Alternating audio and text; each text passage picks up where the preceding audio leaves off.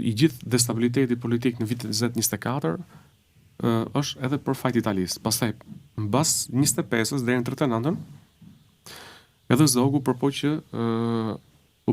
që të gjente hapësira të tjera përveç Italisë. Mirë po të gjithë fuqitë më të kohës, edhe Britania e Madhe, edhe Franca, edhe shtetet tjera, nuk është se u treguan të gatshme për ta mbështetur shtetin shqiptar në aspektin ekonomik. Dhe vetmja derë apo port ku shteti shqiptar mund të trokiste ishte Italia.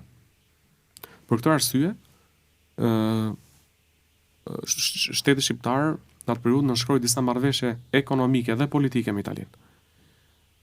Politike për shkak se elita jonë atyre viteve dhe Zogu mendonte që Italia është një shtet i cili ka pretendime ndaj Shqipërisë, por duke pas detin mes krahasuar me Greqinë dhe Jugosllavinë, influenca dhe ndikimi i saj nuk është aq i fuqishëm dhe i rrezikshëm sa këto dy shtete.